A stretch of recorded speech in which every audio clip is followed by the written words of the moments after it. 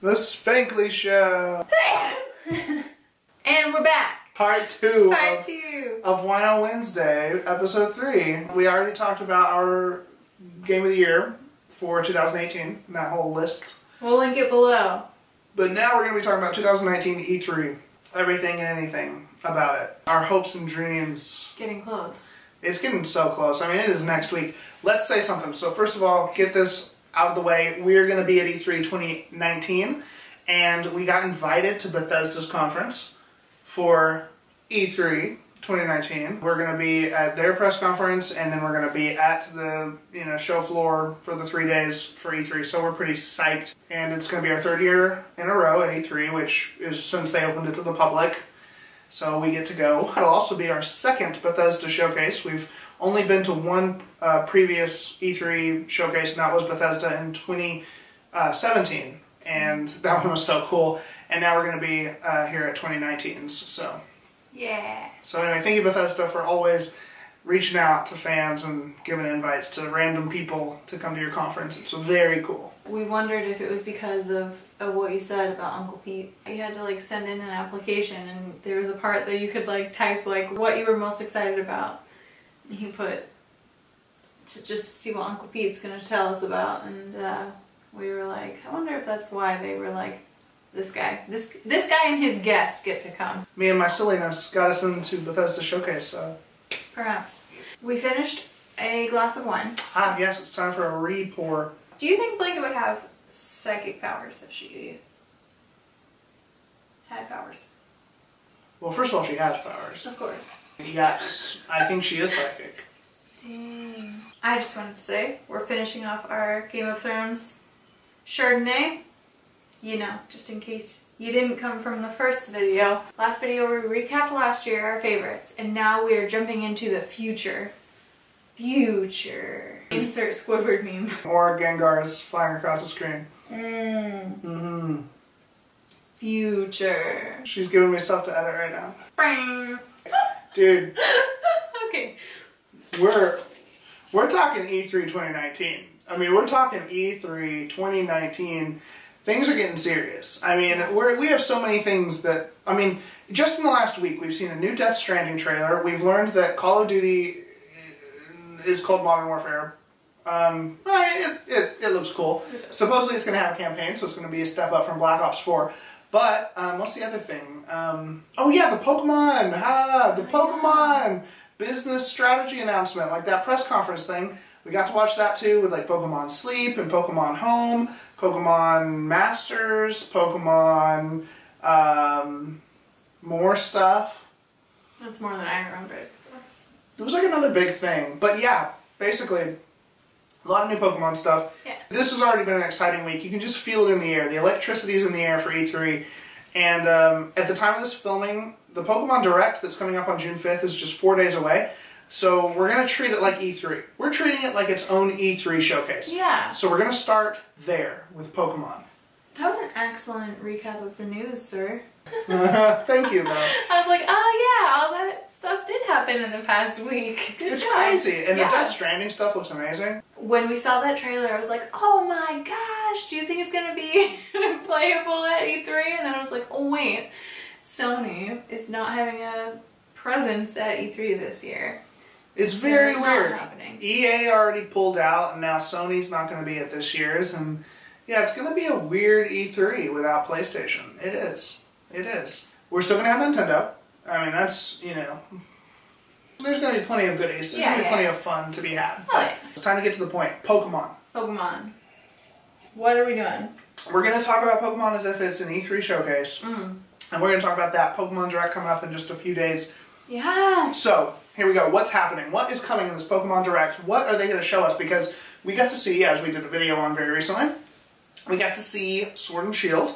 We got to see, the starters and get a little bit of the feel in terms of like the location of the game, like where it's going to take place. But we definitely expect this Pokemon Direct to give us more information, maybe evolved. Well, these are kind of my predictions, is evolved, starters. Second, third stage of Very excited of to the see starters. those. possibly some other Gen 8 Pokemon. Show me a Gen 8 Pokemon. But are they going to do anything different? Are they going to do anything we're not expecting? Because let me say, right now, the thing we want from E3 the most that's not announced is, I'll let you say it. We said it in our last video. Let's Go Togepi and Meryl is what we've come up with. That's what we would do. That's what we would do for essentially Let's Go Johto. But I mean, they could do like Let's Go Hoot Hoot, Let's Go Heracross. That's what we want. Yeah, we want them to just start remaking these games in the Let's Go like medium. And, obviously Johto would be next up. So that's what we're really hoping for. I don't know if it's going to happen. That'd be so cool. Yeah, because Sword and Shield is coming out on Switch. Which we're psyched. We're psyched. We're so psyched. Well, they could be like working on it in secret and like, ooh, they're just going to give it to us on the side. You know what I mean? While we're waiting for Sword and Shield. Who knows? That'd be awesome. That would be awesome. I also want to take this moment to say, like, if you've noticed Jesse and James already, that's great. But did you know? So Jesse and James are in here, right? But did you know that in the pocket, okay? Oh my gosh, what? We have Ekans, alright? And oh my gosh, there's more. We have Meowth, okay? Wow. And there is even more, alright? There is even more.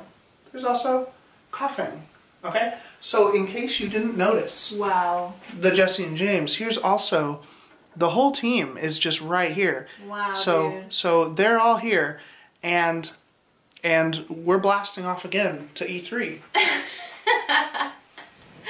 for the third time. So wow, I had no idea. I'm shocked. We're talking about Pokemon. I want to just jump right into the elephant, the rocket in the room. Would now be a good time to talk about that we used to play Team Rocket as kids? Yeah, Katie and I went to elementary school together. That's actually how we met, was in 3rd grade. And way back in the 90s, we played Team Rocket together. I was James, and Katie was Meowth, and another one of our friends was Jesse. So Meowth and James ended up together, as strange as that is. Alright, so that's like what we want from the Pokemon E3, Pokemon Direct, is a Let's Go Johto. But also, though, with all the new Pokemon stuff that's going to be coming out, we thought we'd make some predictions for Pokemon that they're gonna make in Gen 8. So I feel like you have a lot more than me. All week, Katie's been like taking little notes about, Pokemon that she thinks they're gonna make. So I kind of want you to just start going. Tell me. You want me to spitball? I want you to spitball. What are all these notes you've been taking that I don't know about? Okay, well, I'm tipsy now, so I'm gonna bring out my phone for the notes. Okay. Look, were you just peeking? No. Don't peek at my notes. Oof. Oof. What are they going to have in Gen 8? Alright. Tell me about a Gen 8 Pokemon. First thing that popped in my head was a spaghetti Pokemon. Not Tangela, actual spaghetti. And meatballs. And meatballs. Coconut. A coconut Pokemon. Tapu Koko is a little bit like a coconut, but I mean more like an actual coconut. Doesn't Scraggy have that weird big old smile? Like that on a coconut. Alright. Maybe with a palm frond, I don't know. Alright, almond. Almond Pokemon, huh? There's Sunkern, which would probably be conceptually similar, but an almond. I don't know. Sunglasses. Sunglasses! Sunglasses, dude. Alright, I'm not gonna lie.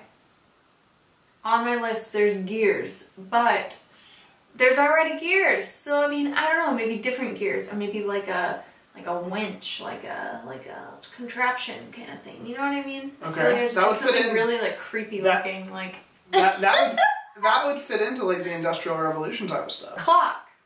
Okay, that's. Has there been a clock? I don't think there's been an actual clock. A rocket. Got those. A rocket. A rocket. Oh man, I never looked up this dog thing.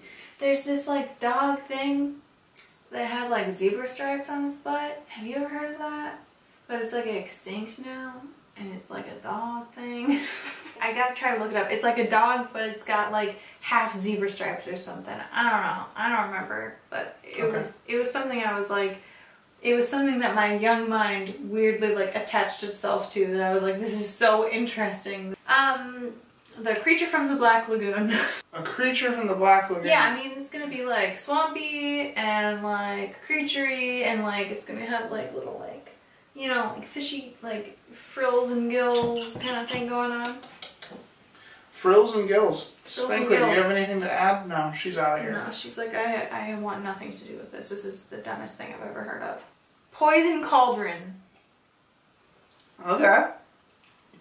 You have a long list of inanimate objects that are going to be Pokemon. I've only got 2 more. Dreamcatcher. Ooh, okay. There's That's Chimico?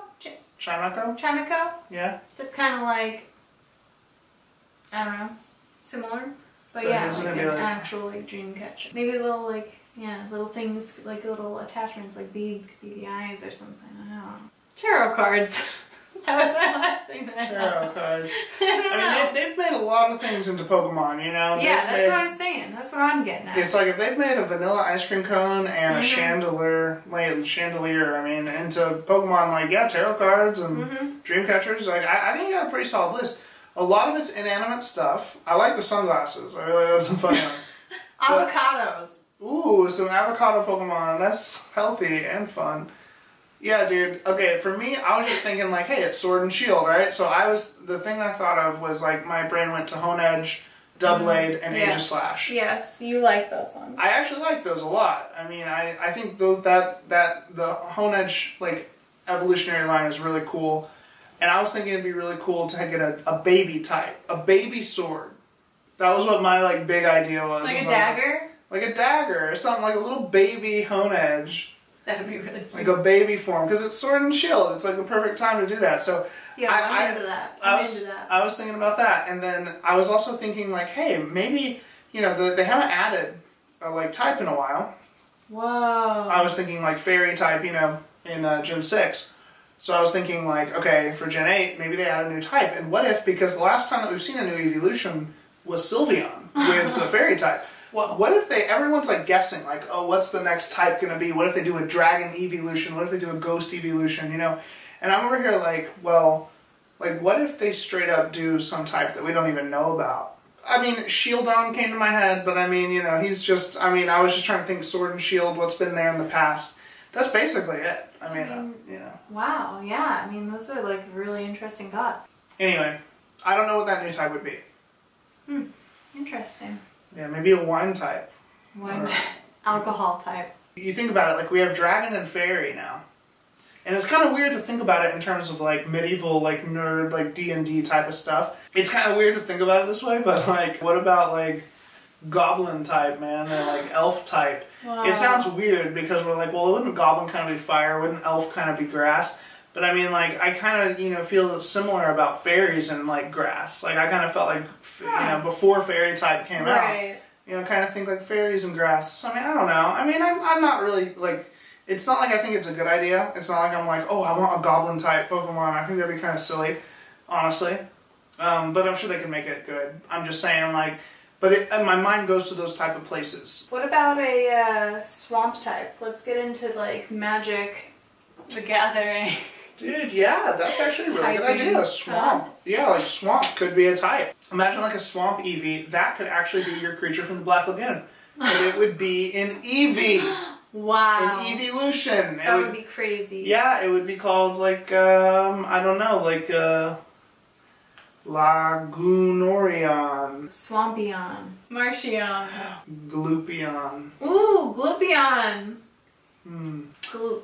Gloop. That's like what? Like, our kind of, like, predictions for Pokemon from Gen 8 are hopes for the Pokemon Direct, which... it might not happen. Yeah, it's probably not going to happen, the Let's Go Johto type of thing, but kind of that. And we're really excited for Pokemon. But now, do you think it's time to get into the rest of E3? As usual, we're like avoiding leaks like crazy. And you remember last year I was talking about that. Katie used the analogy of like the pirate ship, that like we're just trying to, the leaks, all these leaks are like poking holes in our pirate ship and we're trying to not sink before we get to E3. And so that's kind of how we've been this year too. videos come out, even from our favorite content creators, and we're like, we can't watch this one because it's going to spoil E3 stuff for us. We want to hold out. And some stuff we get surprises. Yeah, some stuff we end up seeing and we're like, oh no. But for the most part, I feel like we've done a pretty good job. So getting into E3, we don't know about spoilers. So if we say something that's been spoiled, we don't know about it. Just what we say and how we feel, that's what we say and feel. You know, so if something's out there already and we don't know about it, it's because we're trying to not know about it. So with that being said, let's get into E3. What things from E3 are we expecting or hoping to see? I'm hoping to see, first of all, and I said this last year as well, I'm going to go ahead and throw it out this year because we didn't see it, and that would be a new Pikmin game, preferably Pikmin 4. Not like a, you know, hey, Pikmin 2 or something. I would want Pikmin 4. For you last year, you said Animal Crossing, but since last year's E3, we have gotten Animal Crossing. So excited. It's coming, Animal Crossing on Switch. Last year, I actually said like Alan Wake sequel. Yes. Because we knew Remedy was working on a new game, but now we know that is that Control game. So we know what their new project is. It's not Alan Wake 2. So for me, my thing from last year is impossible, at least for the time being. Your thing from last year actually came to fruition via a Nintendo Direct since last E3. Now, for me, this year, I don't really know what I'd say. I mean, I threw out Pikmin 4. In terms of the thing I want most, though, that's like unannounced, we have heard rumors that Nintendo's wanting to make more Zelda games more frequently. I mean, I love The Legend of Zelda. You guys know Breath of the Wild was Katie's and my favorite game from 2017. I would love a new Zelda game. That would blow my mind. I feel like that's just the announcement. Yeah. It's not like we expect it next year. Right. No. But yeah, that would be mine. A new Zelda game would be pretty solid. That'd be pretty crazy. Yeah, we want to appreciate what we have already because we loved Breath of the Wild so much. But yeah, I mean, that would be awesome. Yeah. Something I'm worried about. Yeah, what's up? Is the Hotel Figueroa painting. So Katie and I have been going to E3 now for 3 years. This is going to be our third year. 2 years ago, in 2017, Star Wars Battlefront 2 was painted on Hotel Figueroa. And that was like 2017's biggest controversy in video gaming. In 2018, what was painted on it? Fallout 76. Which turned into pretty much 2018's biggest gaming controversy. Now this year, 2019, we saw it in progress, being painted for Doom Eternal, okay? Which is a game I am massively excited for. Doom 2016 was my second favorite game from 2016. I'm massively excited for Doom Eternal, and that's what's being painted on that damn building. I'm like, okay, this is the third year we've been going to E3. The first 2 years, the game painted on that building, on Hotel Figueroa, became the biggest controversy of the year. I really hope that doesn't happen with Doom. Is it a curse? We don't know yet. It's not a curse overall, but it might be a curse for when Katie and I are going to E3. Are we involved in the curse? We don't know yet. Because it's getting painted on Hotel Figueroa. That is the only reason. But I'm still massively psyched for that game. Oh, something I want to be announced. So we're going to Bethesda. Okay, so we went to Bethesda's conference 2 years ago, and at that conference, The Evil Within 2 got announced. And The Evil Within 2 ended up being like my fourth favorite game from 2017. And like, it was so cool to see it get announced live, like right there. And then they had this cool like ice cream and champagne bar and stuff. Well, we told them about it 2 years ago. One of our favorite things from even that whole E3. All of E3 2017. So cool. I would love for The Evil Within 3 to get announced. That would be epic. So epic. I'm going to wear my Evil Within 2 t-shirt to E3, Bethesda's E3. I'm a horror fan. Yeah. Fanatic. Something that's cool though, I will say. EA, okay? Respawn, Jedi Fallen Order. We're very excited about that. Very excited. It looks sweet. Looks sweet. Gotta say that. I just gotta throw that out there. We're excited. We're excited. Alright. We're excited about everything. Oh We're excited about everything. Like, oh my gosh, how is it next week already? I can't believe it's next week. Wild, okay? It's so wild. As always, I want everything to be ported to the Switch. So any Switch, announcements, I'm going to be excited about. I still want to see, like I said this last year, I want to see Fallout 4 and or New Vegas. I want to see The Legend of Zelda Ocarina of Time on Switch. Physical. Physical. For your consideration. Nintendo, we know you're listening. For your consideration. What conference are you most excited about? So, I mean, are we just going to rehash this? Yes. The same thing we did last year? I feel the exact same way as I did last year, I think. Okay, 3, 2, 1, Nintendo. Did we just become best friends? Yep.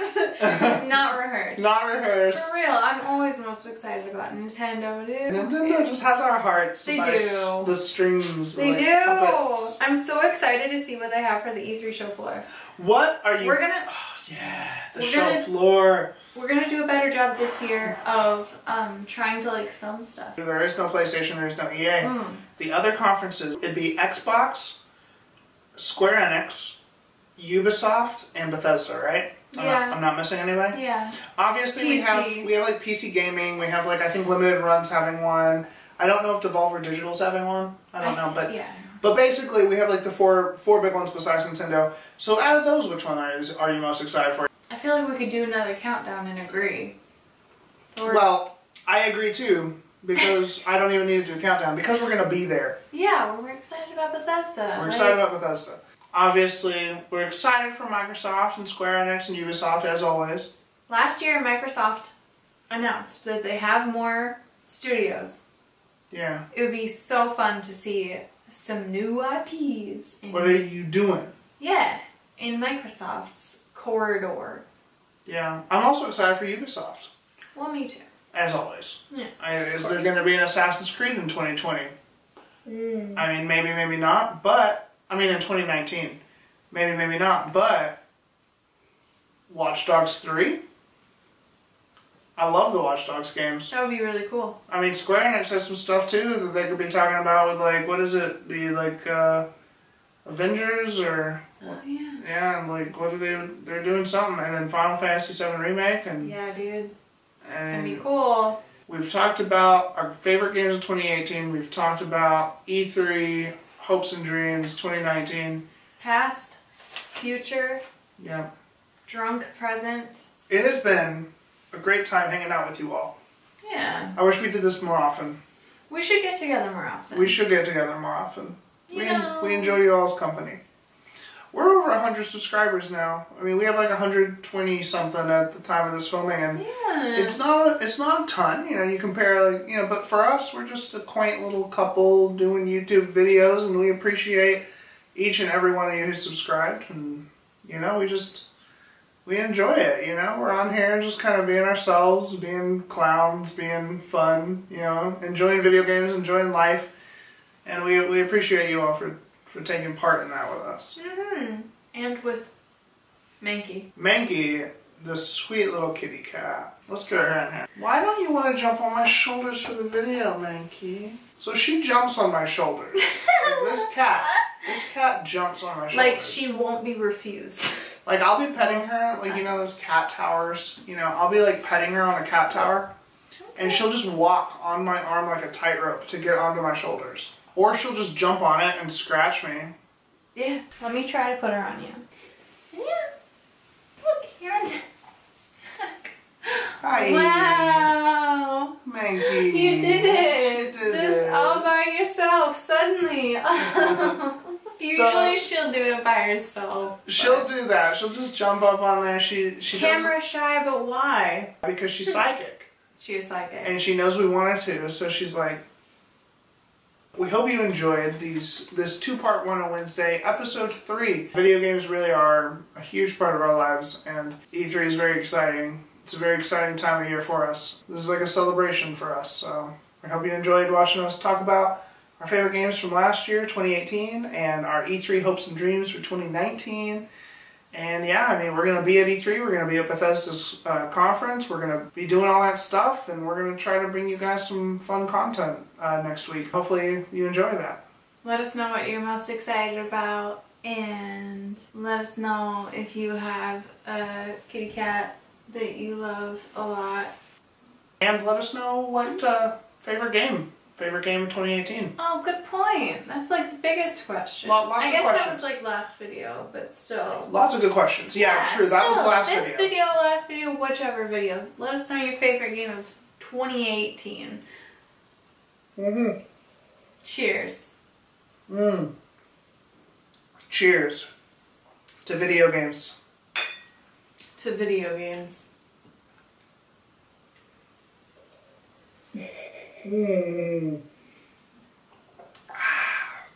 We are Katie and AJ here at AJ and Katie Gaming and Splemania. We hope you enjoyed our video. Wino Wednesday III. Thank you all so much for watching, and we will see you all next time as E3 commences, baby. E3, baby. She stole the show, dude. Yeah, I'm glad. Showstopper. You want pizza? Yeah. Good interview, Blanky. We saw your controversial pick of God of War being the game of the year. What factors contributed to that decision?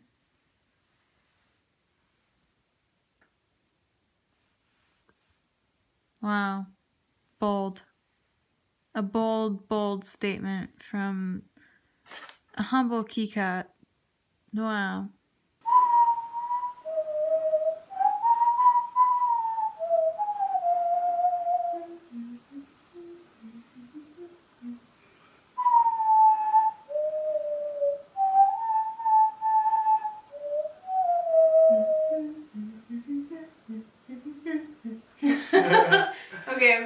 Okay, Pokemon. Alright, Pokemon. Mangy is my favorite. And I would be such a boy. I want to see my man kitty too.